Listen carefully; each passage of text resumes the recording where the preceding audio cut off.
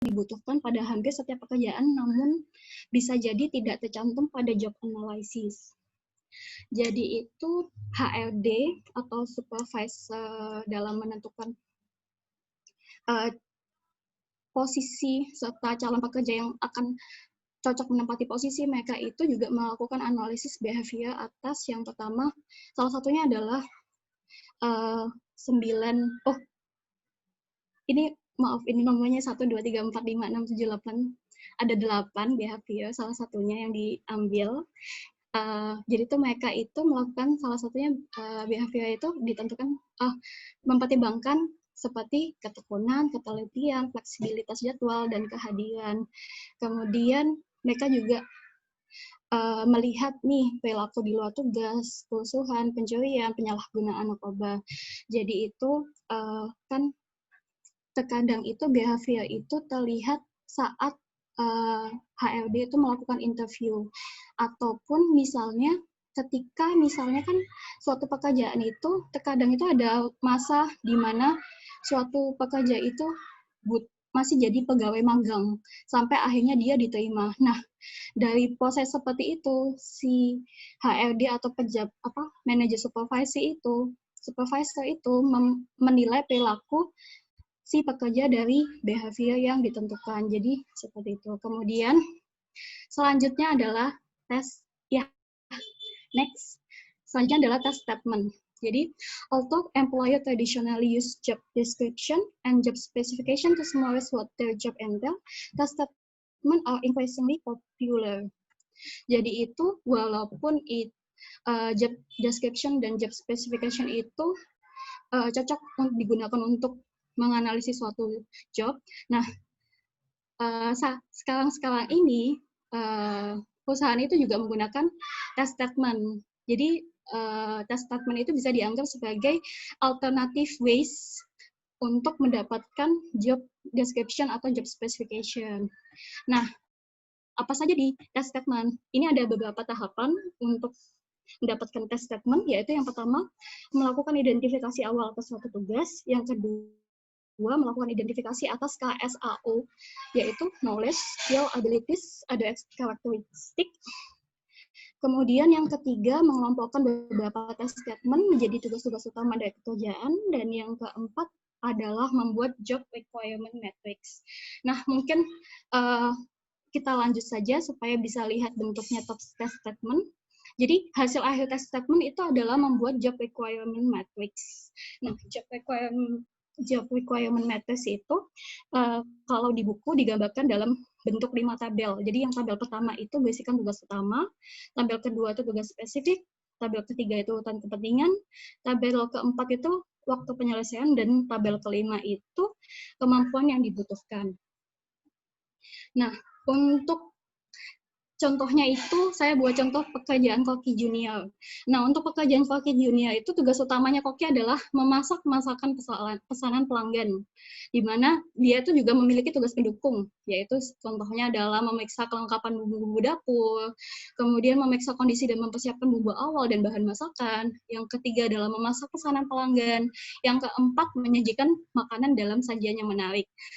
Lalu dari tugas pendukung ini kita bikin urutan kepentingan. Nah, ini misalnya yang urutan kepentingan itu yang paling tinggi adalah memasak pesanan pelanggan. Tentu dong tugasnya yang pertama adalah memasak pesanan pelanggan.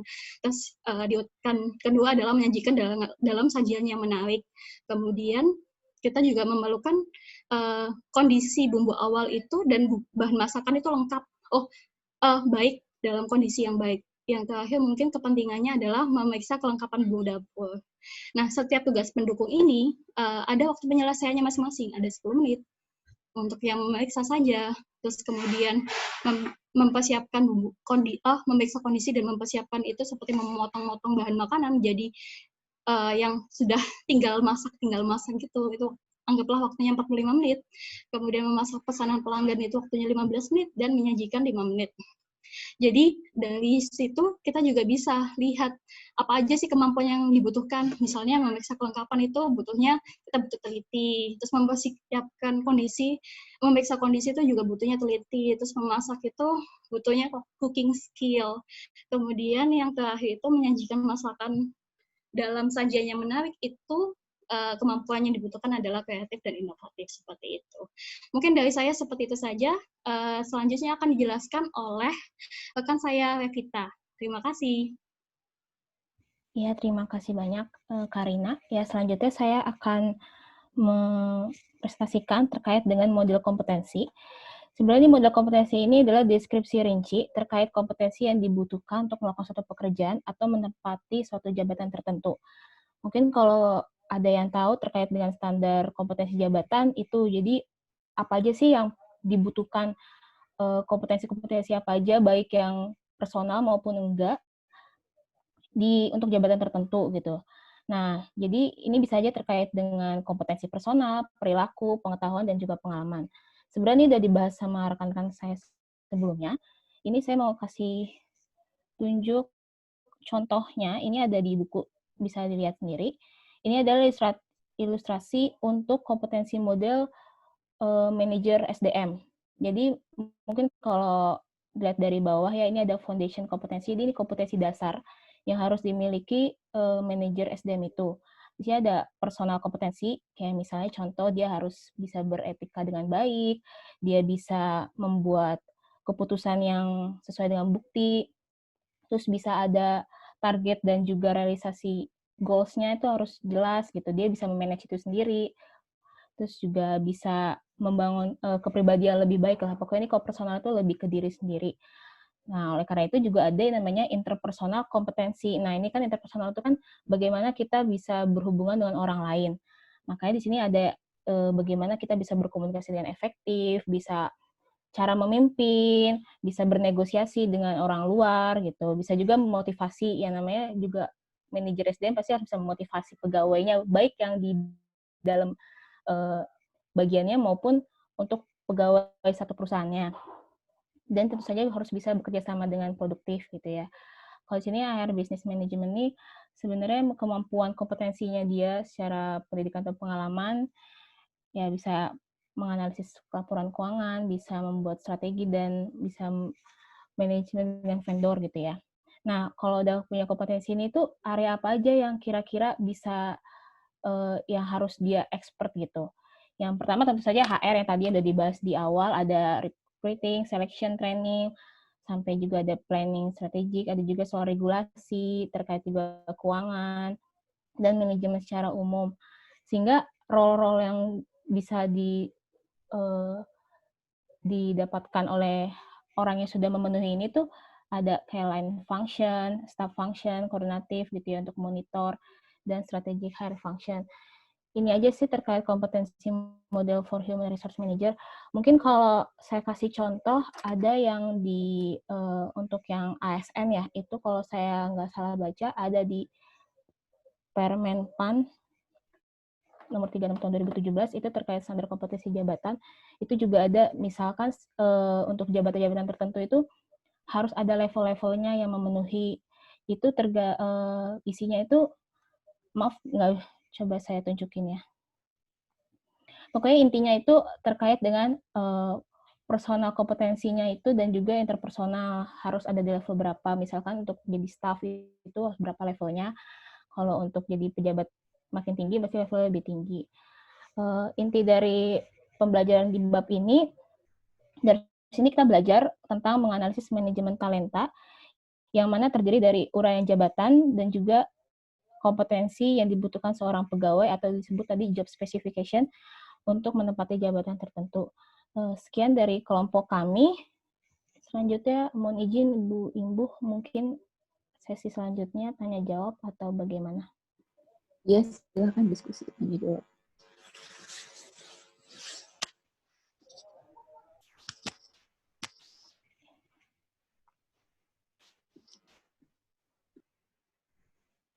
Dari kelompok lain silakan.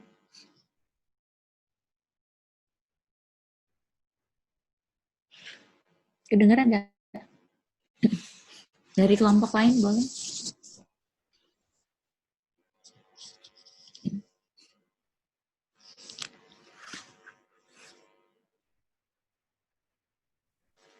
Baik, saya mau izin tanya. Iya, kalau untuk kelompok pertama ya, suara saya kedengeran nggak? Halo? Kedengeran. Oh ya, oke. Jadi kan saya agak tertarik dengan yang interview sih sebenarnya. Jadi kan belakangan ini memang, sebentar, belakangan ini banyak kalau saya lihat di Twitter itu banyak orang-orang HRD yang mereka tuh memberikan tips-tips untuk orang-orang dalam menjawab interview gitu. Nah, sebenarnya apakah memang hal-hal seperti ini kan orang HRD sendiri biasanya yang nge-share kan, kayak misalnya kalau ditanya masalah gaji jawabnya kayak begini-begini gitu. Nah, apakah hal-hal seperti ini bisa mengganggu proses interviewer dalam melakukan penilaian atau juga dalam proses job analisisnya? Atau mungkinkah hal seperti ini bisa menyebabkan kayak misalnya tadi disebut distorsi informasi ya? Jadi apakah menurut pendapat teman-teman di kelompok pertama, apakah memang hal seperti ini akan berpengaruh baik atau bagaimana gitu terhadap penilaian atas wawancara itu sendiri? Mungkin sekian, terima kasih.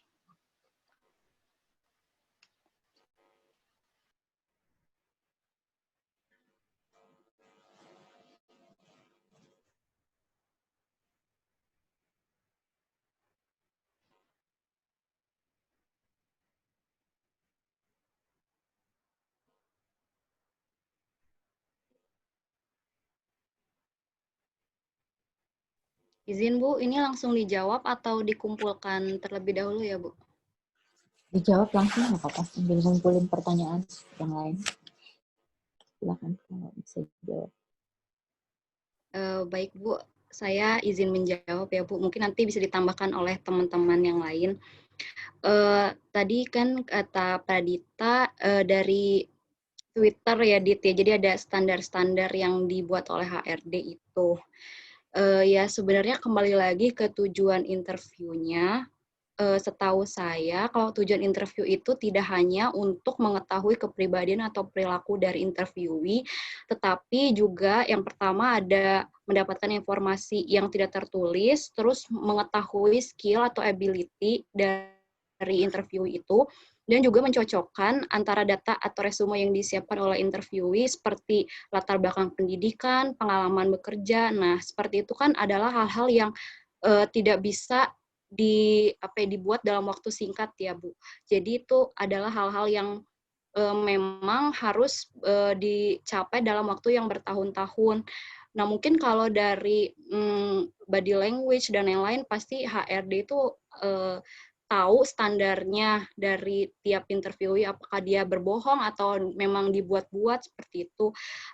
Dan kalau standar-standar itu menurut saya itu hanya sekitar 5%-nya dari tujuan interview itu sendiri, karena lebih ke skill ujungnya, walaupun memang personality juga adalah hal yang paling basic, tetapi tetap saja skill dan juga pengalaman pendidikan bekerja itu juga penting. Terima kasih. Mungkin teman-teman ada yang mau menambahkan. Ya, izin menambahkan. Suara saya jelas ya? Jelas ya? Jelas. Baik. Izin menambahkan, teman-teman. Jadi, ya benar yang disampaikan Nazira. Jadi saya hanya menambahkan aja untuk yang terkait informasi ya, dari informasi kan ya, let's say tips trik yang pernah kita baca di Twitter ataupun di internet. Itu kan biasanya kan ada kayak apa sih celah-celahnya dari interview atau apa sih celah-celah ketika kita akan melamar pekerjaan. Kalau menurut saya sih atau menurut kami sih sepertinya untuk hal itu sih monggo-monggo aja, dalam artian silakan aja, toh sebenarnya yang di sharing di Twitter itu kan sebenarnya masih secara umum ya. Misalkan anggap saja ketika ada pertanyaan butuh gaji berapa, lalu butuh posisi apa. Jadi sebenarnya yang di-share di Twitter itu pun sebenarnya masih dalam lingkup yang general atau umum. Sedangkan dalam menentukan, sedangkan maksud saya dalam untuk analisis jabatan dalam suatu perusahaan itu analisisnya benar-benar dalam, dan nggak mungkin hanya karena adanya tips dan trik di Twitter terus menjadi mengganggu. Enggak sih, menurut saya sih enggak, karena pastinya pihak manajemen juga sudah melakukan analisis jabatan di mana mereka juga punya poin-poin pertanyaan lain dengan kutip seperti itu, atau punya media-media lain untuk untuk menyeleksi karyawannya. Jadi menurut saya tips-trik apa yang ada di Twitter itu ya silahkan aja, itu kan toh yang di-share juga menurut saya itu masih umum ya, terkait gaji, terkait posisi, jadi nggak masalah sih kalau menurut saya seperti itu sih mungkin pandangannya. Terima kasih. Mungkin ada yang menambahkan? Silakan. Mau izin menambahkan, ini kan interview ini kan cuma salah satu cara ya. Bisa aja, ya sesungguhnya saya juga belum pernah sih di interview kerja gitu ya. Tapi kalau menurut saya, pasti ada check and balance gitu sih terhadap interviewernya. Jadi misalkan ada kuesioner lah ya, ini kan ada dua cara ya, ada kuesioner. Mungkin bisa juga dia harus menjawab beberapa pertanyaan, dan pasti nanti yang nge-interview itu kayak memastikan apakah jawabannya sama gitu, konsisten gitu dengan apa yang dengan jawaban dari yang diinterview, apa dengan yang diisi oleh interview itu juga gitu. Terima kasih. Oke, terima kasih teman-teman. Oke, ada yang mau nambahin dari pertanyaan tadi? Jadi yang memang itu ya, itu adalah informasi umum. Jadi nanti ketika melakukan wawancara ada tools-tools lain yang bisa menggali sisi yang sebenarnya dari setiap orang yang diinterview. Gitu caranya. Next-nya.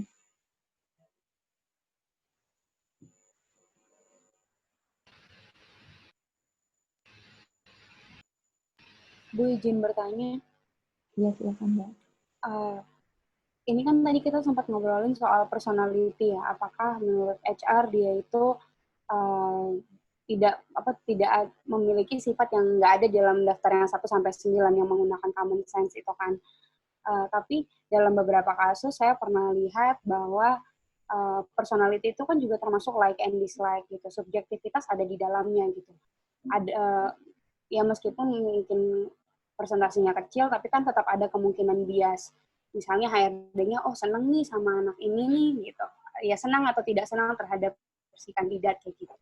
Nah, kalau menurut teman-teman dari kelompok 1, apakah ketika bias itu terjadi, proses, misalnya tujuan utama dari interview itu akan dapat tercapai secara efektif, ataukah kemungkinannya justru jadi kecil, dan apakah mungkin ternyata setelah tadi kita bilang ada yang senang dengan atau tidak senang dengan kandidat, ternyata in the end of the day ternyata memang dia bagus nih dalam pekerjaannya kayak gitu. Kalau menurut teman-teman dari kelompok 1, apakah bias-bias ini tetap dapat membuat menjadi lebih efektif? Itu aja. Terima kasih.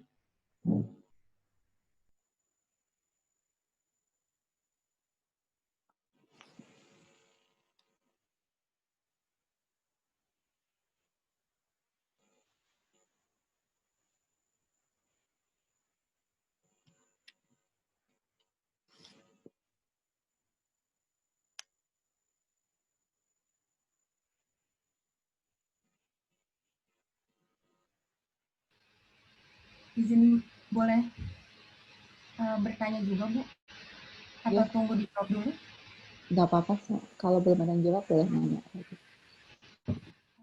Izin bertanya teman-teman, kan proses rekrutmen biasanya memerlukan waktu dan biaya yang cukup besar. Apalagi jika misalnya dilakukan di beberapa wilayah dalam satu waktu.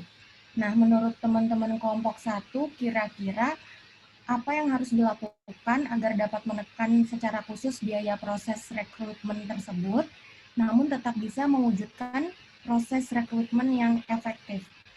Terima kasih.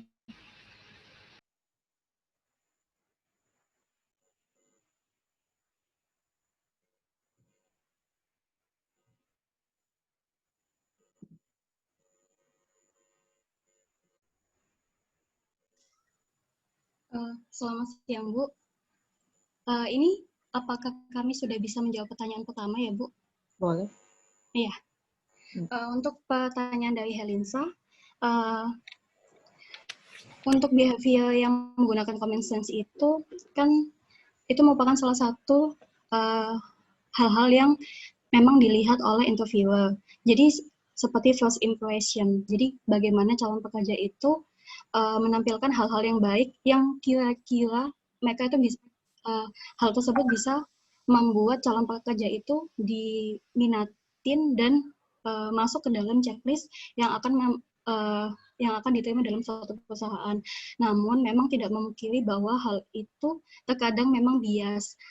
Hanya saja terkadang itu walaupun kita tidak bisa HRD itu memang seperti manusia biasa ya, dia tidak bisa menentukan bahwa apakah orang itu nantinya suatu saat akan bagus terus atau tidak. Tapi setidaknya ketika HRD mendapatkan first impression dari seseorang, maka setidaknya dia dapat menebak seperti apa orang itu di kedepannya. Karena sebelumnya untuk menjadi HRD juga mereka pasti punya pengalaman dalam merekrut pegawai. Jadi seperti apa orang yang akan dipekerjakan selanjutnya di kemudian hari, itu mereka sudah ada bayangan.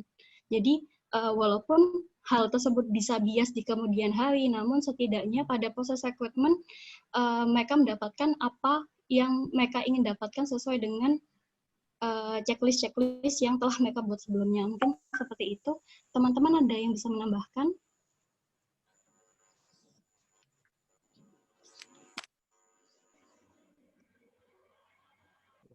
Izin menambahkan jawabannya Karina.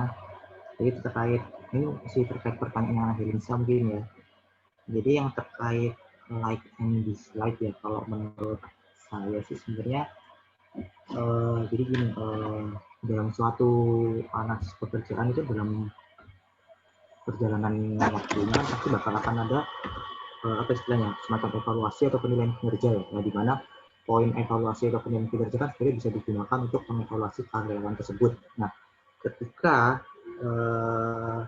memang ada fakta bahwa misalkan dia lolos atau nggak lolos karena yang kan bakal ada banyak tahap, maksudnya ada banyak tahap yang akan dilalui oleh karyawan tersebut.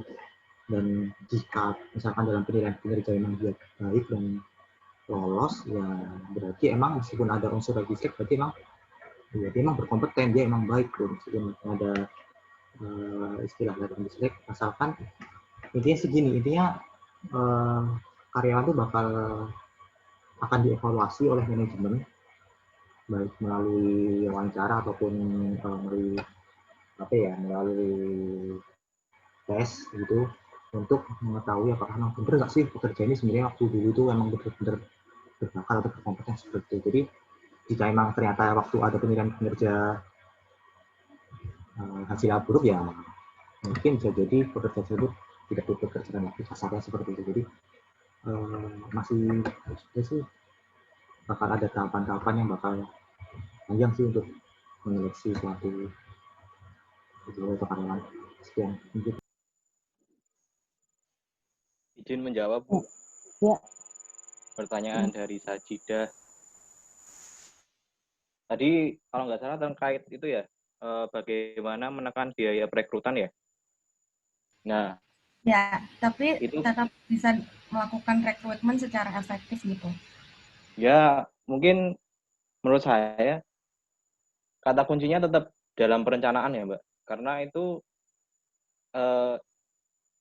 jadi terkait dengan berapa jumlah karyawan yang dibutuhkan. Kemudian nanti kan ada cost per hire ya. Itu jadi biaya perekrutan per pegawai itu berapa. Itu harus direncanakan dengan detail.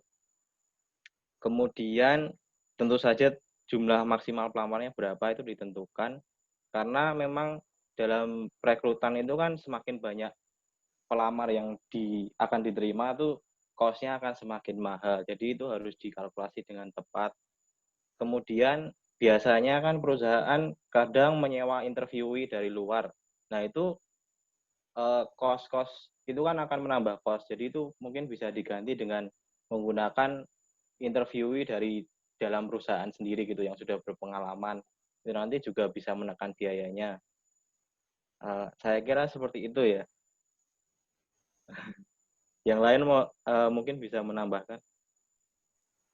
izin menambahkan teman-teman dan Sajidah, kalau dihubungkan dengan metode yang sudah saya tadi jelaskan, sebenarnya pertama balik lagi ke tujuan dari perekrutannya ini. Apakah dia itu untuk merekrut seperti kalau eksekutif, itu ranahnya pasti harus interview langsung ya satu persatu, karena memang jabatannya nggak main-main gitu istilahnya. Tapi kalau misalnya untuk pegawai-pegawai yang memang misalnya cuman megang tata usaha atau istilahnya tuh bisa secara bersamaan, interviewnya bisa bareng-bareng, atau memang yang paling mudah ya berbasis internet itu diberikan kuesioner berbasis internet. Jadi sebenarnya balik lagi ke tujuan perekrutannya itu mau seperti apa, ya hampir sama sih kayak grafika, cuman ditambah metodenya aja.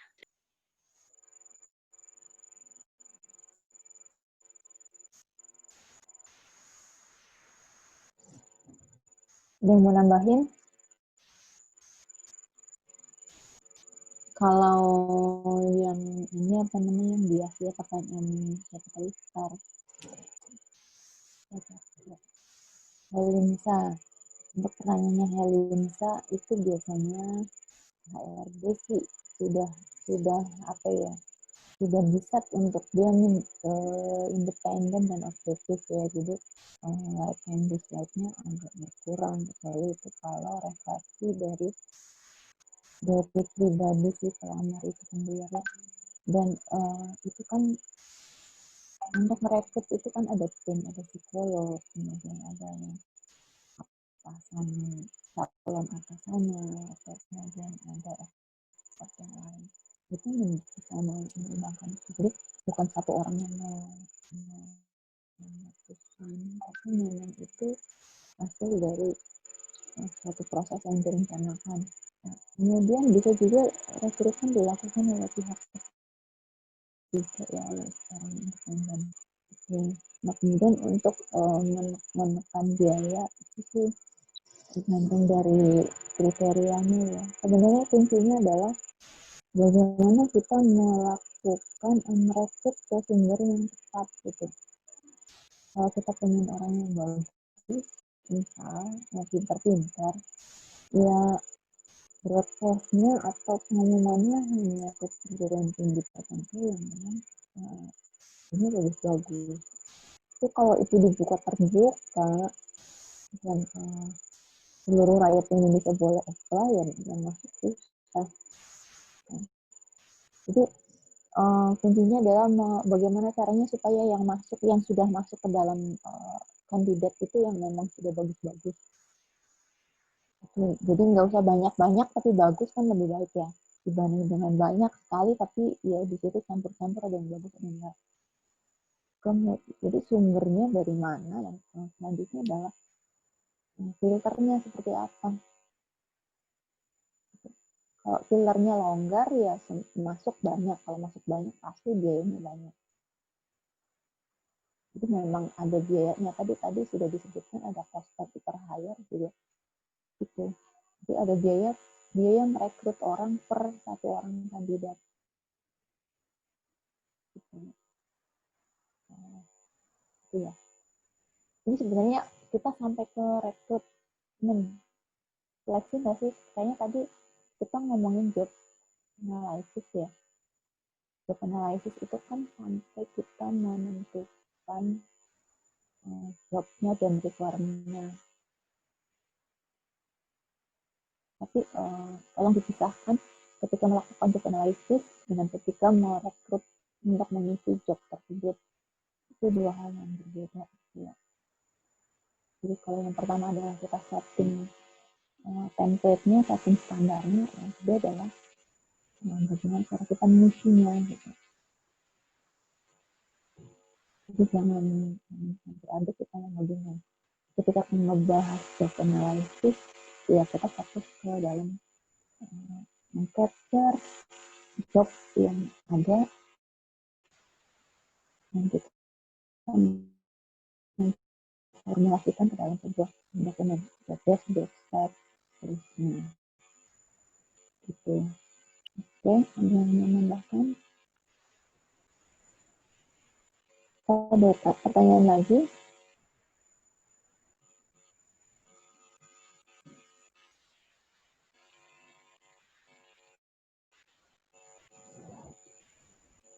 bertanya, Bu. Ya. Ya, perkenalkan saya Rika. Mungkin mau tanya untuk lebih meluruskan aja sih. Kan tadi dijelaskan itu metode wawancara, kemudian kuesioner sama observasi misalkan. Itu kan kita mendapatkan informasi dari pegawai ya, yang selanjutnya akan kita tulis dalam job description gitu. Nah, itu tapi kan kalau saya lihat proses itu tuh, si metode itu kita dapatkan informasinya dari pihak pegawai gitu. Sebenarnya apa sih yang mereka lakukan, terus baru kita tuliskan gitu kan. Tugas utamanya apa, kemudian sebenarnya skillnya itu apa. Nah, yang saya ingin tanyakan sebenarnya dari HRD itu sendiri sudah menetapkan standarnya belum sih sebelum kita menanyakan kepada pegawai gitu pekerjaan mereka tuh apa. Nah, itu proses itu tuh ada di mana gitu sebelum kita menguraikan pekerjaan secara real di lapangan. Standar dari yang seharusnya itu ada di proses mana dan sejauh mana gitu standar yang udah ditetapkan oleh HRD sebelum kita mengulik gitu sebenarnya pegawai realnya itu seperti apa mengerjakan itu mungkin cukup jelas nggak? Harusnya sih jelas. Terima kasih. Langsung dijawab.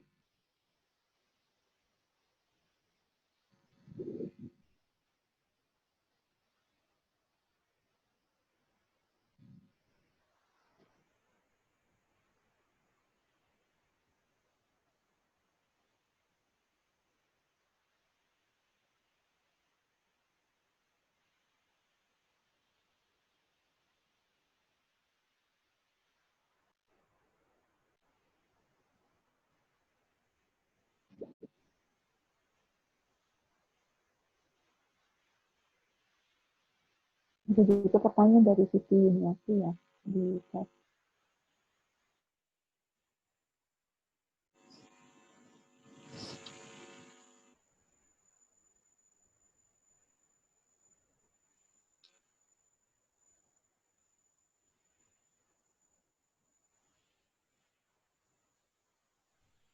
Mau mencoba menjawab pertanyaan Rika yang terkait peran bagian SDM ya, terkait dengan penyusunan job description, betul nggak?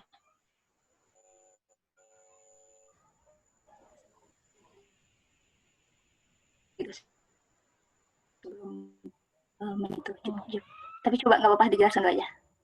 Jadi coba menjawab, pasti kan kalau setiap perusahaan itu pasti ada struktur organisasi ya, terkait juga struktur organisasi yang bagian yang secara rinci gitu menjelaskan apa itu divisi-divisi apa aja, bagian-bagian apa aja, dan juga role apa aja. Kalau menurut saya pasti manajemen SDM itu setiap level, kalau misal ini karena setiap level tuh misalkan mulai dari yang pegawai baru itu mampunya itu mungkin hanya untuk pengumpulan data. Mungkin kalau di atasnya lagi dia bisa mengolah, atasnya lagi mungkin dia bisa menganalisis gitu. Jadi kalau menurut saya itu ada standar-standarnya. Jadi kalau nanti tinggal disesuaikan aja sama divisinya itu, tugasnya apa. Misalnya divisi pemasaran, berarti mungkin untuk yang level paling bawah, pegawai baru itu, dia itu hanya bisa mengumpulkan data terkait informasi terkait produk gitu. Nanti yang lebih naik lagi ke manajer, dia harus bisa mampu mengolah data dan menganalisis sebagainya. Jadi kalau menurut saya sudah ada standarnya, dan tentu saja memang data yang diambil itu pasti bisa dari interview atau enggak logbook pegawai gitu kan, apa yang benar-benar apa mereka kerjain. Karena faktanya sih bisa aja sebenarnya sudah ada gitu tusinya gitu ya, divisi itu harusnya ngerjain ini, tapi mungkin aja bisa ada pekerjaan-pekerjaan lain yang sebagai pekerjaan tambahan yang mungkin sebenarnya bisa jadi bias juga sih terkait penyusunannya. Makanya di sini kembali lagi ke standar yang ada regulasinya gitu, standar kompetensi yang dipakai bagian SDM itu untuk menentukan gitu level-level perannya siap pegawai gitu. Terima kasih.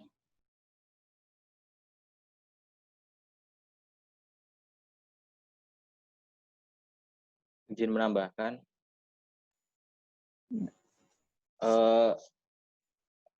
Tadi kan pertanyaannya lebih kepada di mana sih proses penentuannya gitu kan, ditentukan oleh perusahaan atau bagaimana. Nah itu ketika perusahaan ini membangun perusahaan tersebut kan, itu pasti dia menguraikan tugas dan jabatan masing-masing posisi dong. Nah, itu memang kuncinya itu pada saat penyusunan job description. Jadi bukan pada ketika kita nanyain pegawai dulu apa pekerjaan mereka. Enggak, perusahaan itu udah harus tahu divisi-divisinya bagaimana, fungsinya seperti apa, kemudian identifikasi pekerjaannya seperti apa, gitu. Karena tadi seperti yang sudah dijelaskan di job description kan, jelas isinya itu adalah identifikasi pekerjaan, kemudian hubungan tugas dan tanggung jawab, standar wewenang, kemudian job spesifikasi job itu juga spesifik pekerjaan kan termasuk ke dalam deskripsi pekerjaan seperti itu. Jadi yang menentukan sebenarnya perusahaan seperti itu. Yang lain bisa. Iya, oke.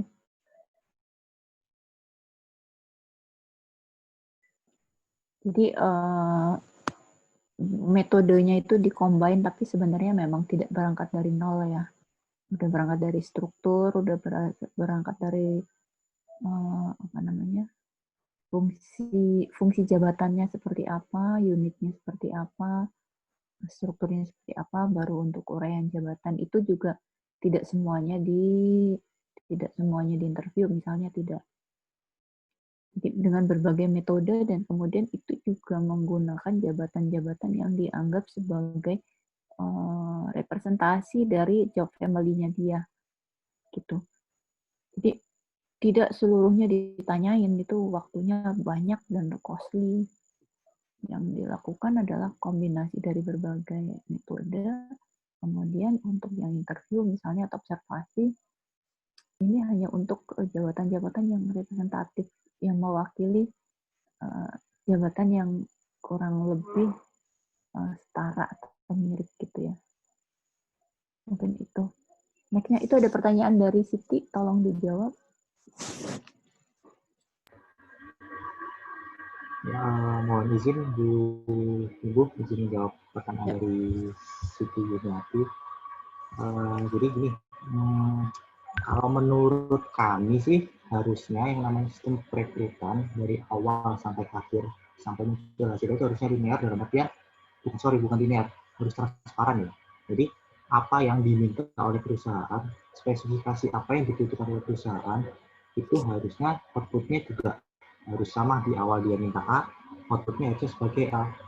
Nah, ketika yang diminta perusahaan A tapi ternyata di tengah jalan dia mengalihkan ya, atau mengubah menjadi B, ya harusnya si rekrutmen atau si pelamar bisa mempertanyakan atau bahkan mungkin bisa menolak, bisa mundur, karena ya jelas dong, karena yang diminta perusahaan kan perusahaan juga harus punya transparansi, dalam artian yang kalau diminta A ya A, kalau itu ya. Jadi ya mungkin kalau dari sisi yang pelamarnya ya harusnya bisa mempertanyakan, atau mungkin menuntut juga mungkin bisa mempertanyakan kenapa alasannya, dan adakah ataukah memang karena kebijakan atau apa. Jadi yang pasti kita minta kejelasan dulu dari perusahaan apa-apa, nanti selanjutnya kita bisa menentukan pilihan apakah kita mundur atau bisa tetap teruskan.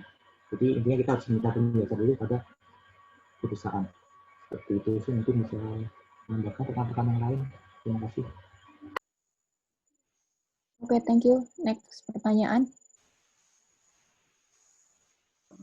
Izin bertanya, Bu, teman-teman kelompok 1.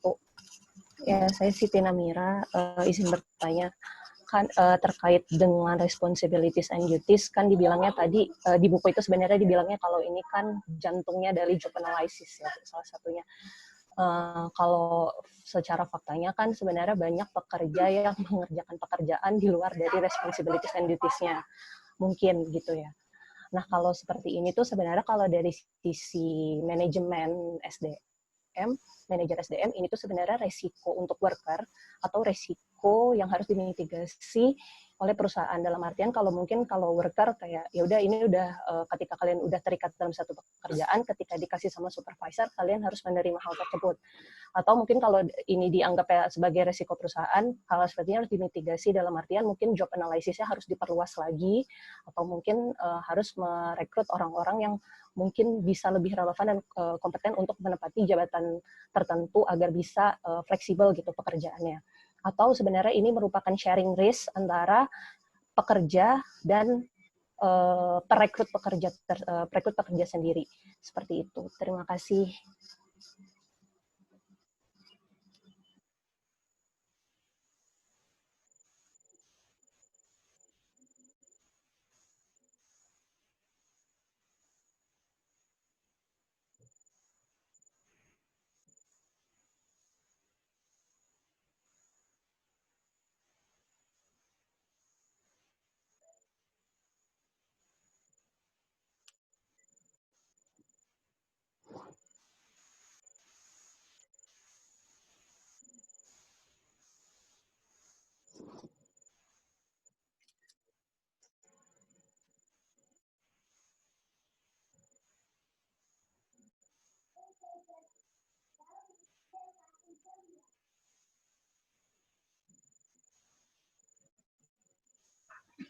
Permisi Namila. Ya. Iya, tadi sinyalnya putus-putus. Boleh minta tolong diulangi? Oh ya. Jadi, maaf ya. Iya ya nggak apa-apa. Sekarang udah kedengeran belum? Halo? Udah Sudah. Ya? Oh ya. Udah. Ya. Oh ya. Ya kan tadi dijelasin sama salah satu kelompok itu kan bahwa ada responsibilities and duties. Itu kan katanya jantung sebuah job analysis. Kalau misalnya yang kita lihat kan sekarang pekerjaan itu mungkin banyak worker yang bekerja di luar dari responsibilities dan duties-nya. Nah, sebenarnya hal-hal seperti ini itu apakah resiko dari pekerja yang memang ketika kalian sudah bekerja ya sudah, kalau sudah didelegasikan oleh supervisor sudah mengikuti aja, atau kalau misalnya ini adalah sebenarnya risiko perusahaan yang bisa dimitigasi, dalam artian mungkin job analysis-nya diperluas lagi, atau mungkin harusnya merekrut orang atau memberikan proses manajemen talenta pada orang yang menempati posisi tersebut agar bisa relevan atau kompeten pada suatu jabatan tertentu terlepas dari apapun pekerjaannya. Atau sebenarnya ini merupakan sharing risk antara perusahaan dan pekerja yang bisa dimitigasi oleh keduanya. Seperti itu kira-kira. Terima kasih. Udah jelas belum sekarang? Sudah jelas, terima kasih. Oh iya, makasih. Maaf ya.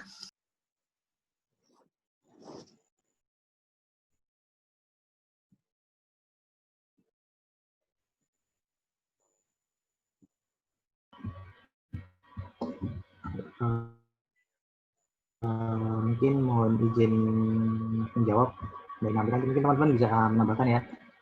Jadi kan terkait, kalau saya sih nangkapnya pertanyaan terkait ketika suatu pekerja harusnya dia memiliki responsibility dan duties di mana dia kedepannya berapa seperti macam apa ya, tiba-tiba menyimpang gitu ya, Namira ya. Jadi ketika suatu pekerja itu sudah tidak lagi berada di, ketika suatu pekerja itu sudah misalkan bukan sudah ya. Ya dia kayak bekerja tapi kadang-kadang lebih dari jabatan yang sebenarnya analisis jabatan atau kayak uraian pekerjaan yang harusnya mereka lakukan gitu.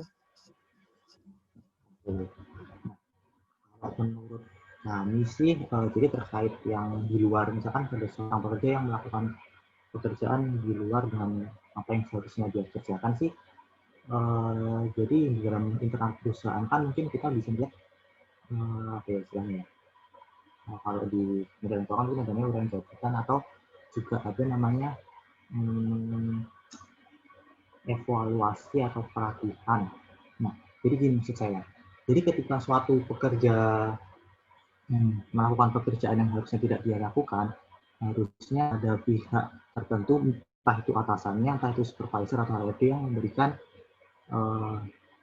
apa ya, jadi memberikan tunjuk atau memberikan peringatan kepada yang bersangkutan supaya dapat melakukan pekerjaan sesuai dengan SOP atau sesuai dengan tusinya gitu. Karena apa? Karena sudah jelas dalam suatu perusahaan masing-masing individu itu sudah mempunyai bagiannya masing-masing. Jangan sampai individu A melakukan atau mengambil individu B. Begitu juga sebaliknya. Jadi kalau menurut hemat kami sih mungkin harusnya ada lebih. Jadi ini juga salah satu menjadi resiko perusahaan ya, karena kan kita juga nggak tahu juga ya, karena apa yang ada di apa yang sedang disediakan atau mungkin yang dilakukan oleh pekerja. Jadi intinya sih ini merupakan sharing resiko perusahaan juga, di mana perusahaan juga harus memberikan teguran kepada yang bersangkutan supaya dapat kembali melakukan pekerjaannya sesuai dengan jabatannya. Seperti itu, mungkin kalian bisa menambahkan. Terima kasih.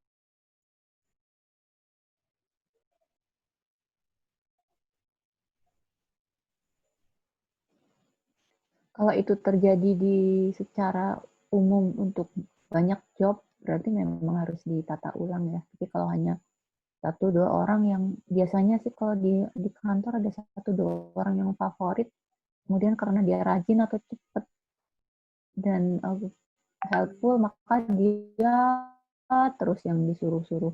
Semuanya diamprokin ke dia. Nah itu ya bosnya yang harus diingetin gitu. Tapi kalau secara umum semuanya jadi serabutan, ya memang job desk-nya yang perlu ditata ulang. Gitu. Jadi itu gaya manajemennya justru masalahnya di situ. Tapi memang ada kecenderungan gini, untuk di setiap job desk biasanya ada catatan lain-lain yang ditugaskan oleh atasan. Nah itu jadi pasal sapu jagat, apa aja disuruhin tuh. Jadi tidak berkaitan dengan main job-nya dia. Sepanjang porsinya masih wajar, kemudian tidak mengganggu tugas utama dan tidak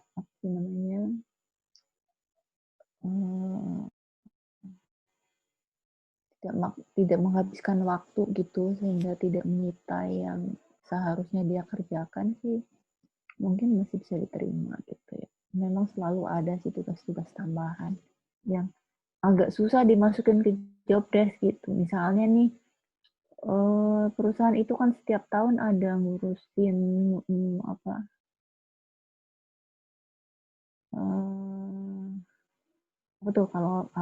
kalau pas puasa gitu ya. Puasa kalau untuk perusahaan yang punya masjid itu kan berarti extra effort lah, bukan macam-macam. Tapi kan itu tidak mungkin masuk ke job desk, jadinya masuk lain-lain.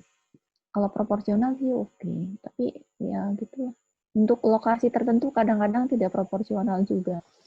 Mungkin kalau teman-teman yang tugasnya di Bali, rasanya sih mereka setiap weekend malah jadi guide gitu ya nggak sih? Orang-orang pusat pada datang minta dianterin ke sana, ke sini, ke sana sini, beliin ini, beliin itu. Nah, itu banget di luar job desk. Itu sangat di luar job desk, tapi nggak bisa nggak juga gitu. Itu konsekuensi kalau kita ditempatkan di daerah yang favorit untuk kunjungan. Itu kalau klien saya di daerah-daerah yang seperti itu memang kerjanya jadi kayak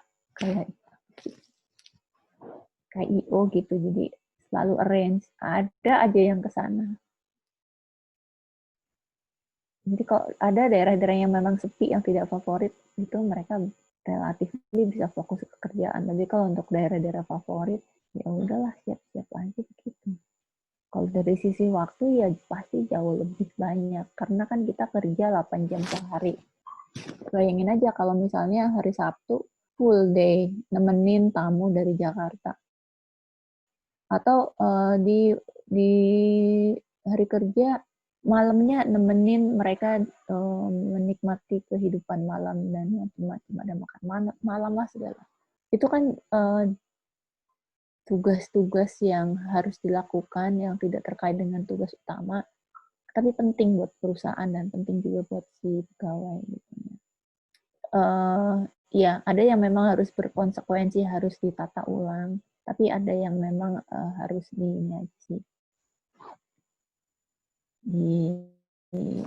diatur budaya dan pola kerja yang ada di situ. Ada yang memang boleh buat Kalau udah kayak gitu mah sesuatu yang tidak mungkin tertulis ya sudah. Gitu. Itu aja tambahannya. Ada lagi nggak?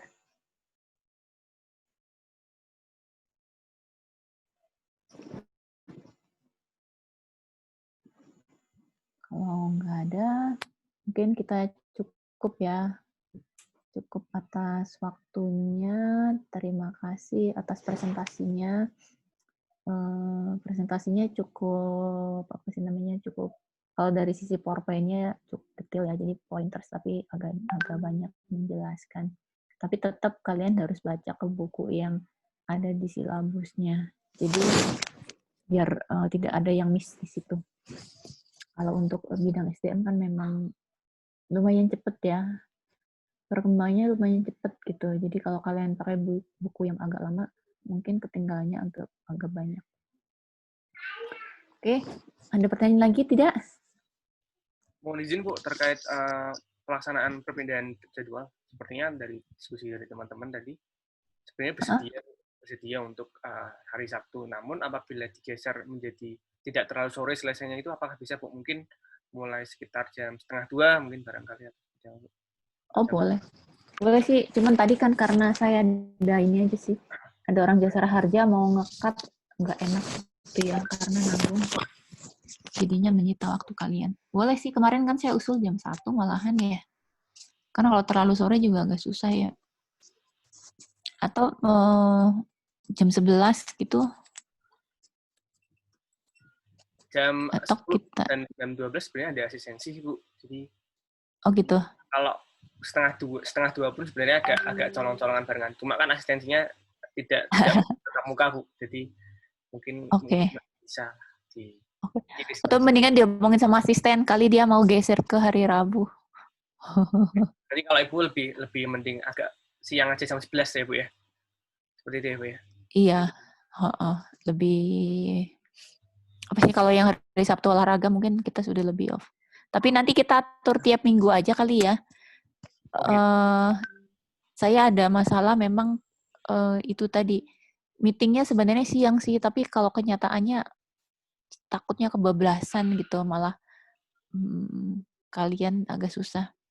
Jadi nanti saya info kalau hari Rabu ada meeting, berarti kita akan geser ke hari Sabtu, waktunya disesuaikan aja, kapan available.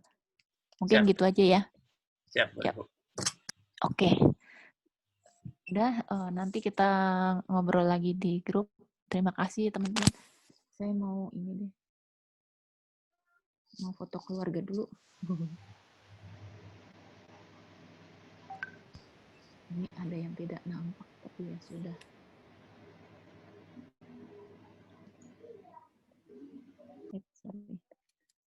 Oke, terima kasih. Selamat sore semuanya. Assalamualaikum warahmatullahi wabarakatuh. Tetap sehat ya. Terima kasih Bu. Terima kasih Bu. Banyak Ibu. Terima kasih. Sama.